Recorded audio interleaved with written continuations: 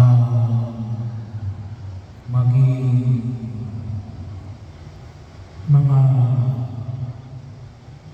mula na nag-aakay. Bahagi ng panyaya sa atin ng ating Panginoong Jesucristo.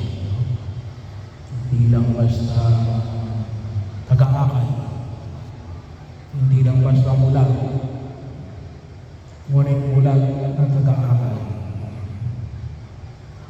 Bahagi yun na pinalalahanan tayo ni Jesus natin na kung minsan mas tinitingnan natin yung puwing ng ating kapwa. Tayo ay mahilig tumingin sa kahinaan ng iba. Sabi niya, para saan? Para ba maipakita na tayo ay mas magaling? Hindi. Dapat ay alin.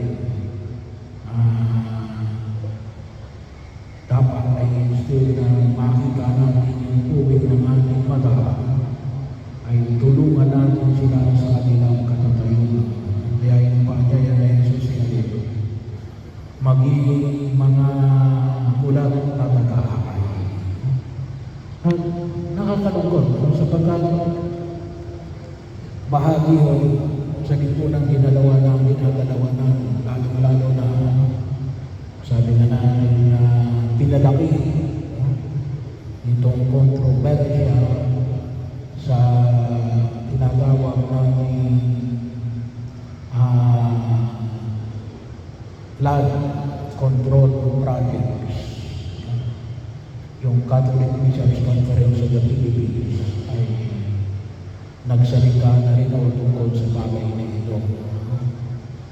At yung kanyang paanyaya na tawag dito ay tunay na maging mga ulat na taga-akay. Bahagi yun sapagkat ito ay nagkakaroon ng epekto sa buhay ng tao at sa maliwanag na pang-araw-araw na pagkilos ng sambayanang Pilipino. Bahagi yun na ipinamamanig yun sa atin dito natin na sana nakita natin na itong kontrobersya na ito ay makita rin natin at tayo nagpapasalamat at tayo ay naging mula. Pagkamat alam na natin, kailang ay mga haka-haka lang yun . Ngayon ay may mga pruweba na lumalabas. Maliwanag na mga pruweba na lumalabas. Ibig sabihin na kita rin natin na naging mulat na rin ang tao. Naging mulat na rin ang tao. Pero nakakalungkot din sapagkat nakita natin na ganito naka-extend, ganito nakalamang yung pagkabulag ng mga ito. At hinayaan natin na maging ganito yung pagkabulag ng mga tao ito. At nakita natin na itong mga tao ito nagbulag-bulagan at magkakasama sila na nagbulag-bulagan. Magkakasama sila inaakay ang kapwa-bulag. Bakit? Kasi natapala. Alam niyo kung minsan ang tao ay naging bulag, naging titi, naging bingi. At isa ang dahilan ni Keden, natatapalan na pera. Natatapalan na pananakot. Natatapalan na mawawalan pag hindi ka nakisama sa kanila. Mawawalan ka. hindi ka nila isasama. Ano? O hindi kaya yan eh. Sabi nga yan eh, papahirapan ka. Ano? Eh, ikaw na gumagawa ng mabuti, ikaw pa ang papahirapan. Bakit? Kasi nga, ang namayani ay ang mga bulag.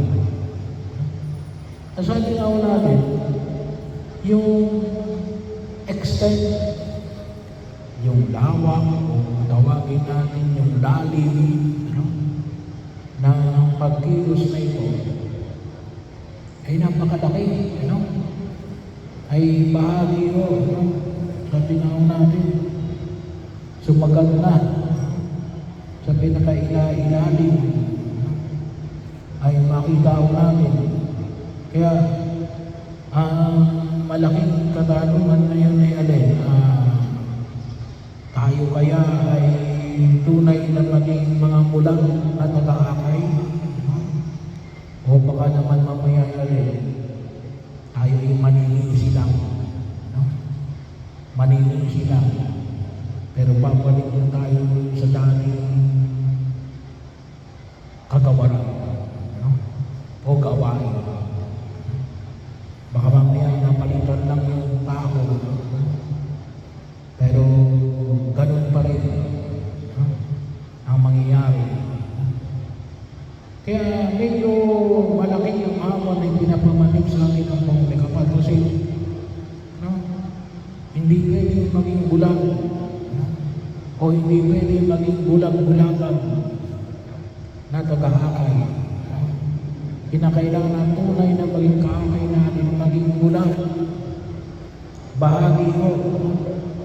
Kaya kung minsan sinasabi ko, panyaya ko palagi sa mga government officials, maging sa LGU, magsimba kayo. No? Magsimba kayo kasi ay kapag hindi kayo magsimba, sino yung maging pamantayan ninyo ng pagkilos? No? Kaya, we cannot expect them. Bakit? Sino pa kayong pinakikinggan nila? O wala bang mga nakikinig sa kanila? Wala bang silang pinapakinggan? Kundi yung pinapakinggan ng nila yun. Sabi na natin yung kapwa nila bulag. O kung tawagin namin ni Alin, yung kapwa nilang nagbubulag-bulagan. Kaya yung burden ng pag-aakay, siguro naman nakaranas kayo kung paano kayo mag-aakay kasi si Krista na inaakay. Nahilo. So, yung bigat na nito, yung sa pag-aakay. So, na hindi mahulog. Kung minsan, hindi lang inaakay, binumuhat para makarating sa kanya paruroonan na dapat niya puntahan. Kaya, ito po ay may malaking hamon. Hindi lamang po sa mga naroon. Ngunit pati sa atin kasi sabi na natin. Kasi ito yung bahagi ng kasama rin tayo dito. Kaya ano gagawin natin? Una ay patuloy tayong manalangin. Kasi sabi nga natin ay hinayaan natin na matapanan tayo. Yun ang medyo mabigat. Hinayaan natin na matapanan tayo. Lalo-lalo na yung mga may alam. Hinayaan natin.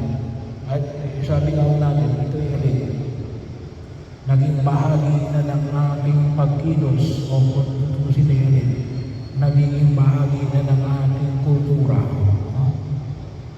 Hinayaan natin na makalusot ang mga bagay na ito. Kasi kung hindi ito yung kultura natin,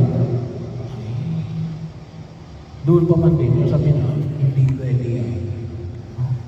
Masama yan. kultura tayo natin na padudulasan, ano?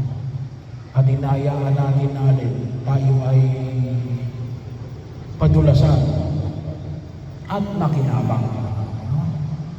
Kasi nakinabang, may mga nakinabang dito. Hindi naman sapagkat pinayagan nila ito. Ano? Kasi bahala kayo dyan, yung kayo na bahala. Hindi ako kasama dyan. Hindi. No? Lahat ay napairan na kung tawagin natin ay na nagdulot ng kapahamakan na ito na dinaranas ng sambayan ng Pilipino. No? Kasi lahat tayo may utang dyan. Kasama tayo sa magbabayad ng utang dyan. So pero yun, magdasal tayo na sana ay ma-reverse yung kultura ng pangungulako. At ito ay hindi madali. Medyo mabigat ito. Kasi ang lalim eh. Pangalawa, ay kinakailangan muli natin na tawag ito recalibrate natin. Kinakailangan i-recalibrate natin yung ating moral system. I-recalibrate natin yung moral system. Kaya bahagi yun. No? Hindi lang siguro sa mga kawani ng gobyerno, kahit na kung saan, kahit saan. No? Kaya kahit na siguro sa simbahan, no? Kasi bagay yun. Nung nakita ni Bishop yung ating hall, no? Sabi niya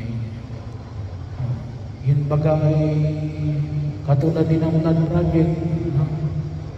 Sabi ko, Bishop, hindi ko alam. Wala akong report. Kasi kita niya nga, medyo nakalabas yung bakal. May mali. Doon mismo sa istruktura ng building. So bahagi rin yun. Baka kasi lumanta dyan kasi nga, hindi lang doon. Baka laganap yun. Kaya pag-ingatan din natin. Sa pribadong sektor, sa simbahan. No? Baka tayo rin ay pumapayag na mapadulasan. No? Pangatlo, ay ating pasalamatan. No? Yung mga taong nagsusulikap na maging tapat sa kanilang tungkulin. No? Na talaga nagsasabi ng mga bulan na kataakay. Tumutulong para talagang tulungan tayo sa ating mga nais na may isang katuparan sa daigdig na ito. Anumang ahensya na pinabibilangan natin, no? Maging ahensya man yan ng gobyerno, ng pribado, ng simbahan, o kahit na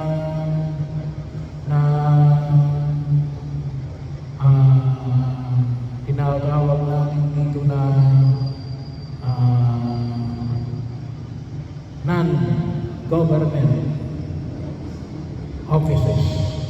Tawagin natin na yung NGO. No? Kasi bahagi yun, malaking epekto. No? Kasi nabalitaan ko rin yung mga Koreano. No? Kasi isa rin sa mga nagpapautang sa atin ay mga Koreano. Ay parang nag-aatubili na sila magpautang sa atin. No? Kasi bakit? Gawa ng pangungura ko. Baka hindi tayo na naman makabayad. Ano?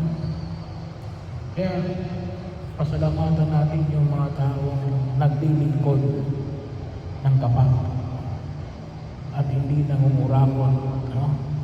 At yung mga tumutulong talagang nagkaakay, no? Mga mulang na nag-aakay, marami rin sila, no? Kaya kung mayroon kayong kilala, no, magpasalamat kayo sa kanila kasi sila yung kumikilos ng alin na sabi nga natin, trabaho lang, hindi para yumaman. Ang kinakailangan nila ng lakas, kinakailangan nila ng lakas. Kasi baka sila rin, hindi rin naman talaga sila nakapagsisimba. O kinakailangan din nila ng lakas para makapakinig sila doon sa mga taong magsisimba na tama yung ginagawa mo, ipagpatuloy mo. Kasi isa ko sa mga hamon, ay alin, yung kaya ako nagpapadulas, kaya dumadami yung corruption. Kasi bakit? Para mapabilis. No? Ayaw natin na naghihintay. No?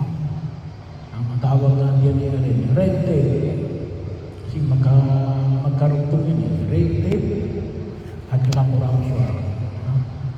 So kapag tayo nainig, no?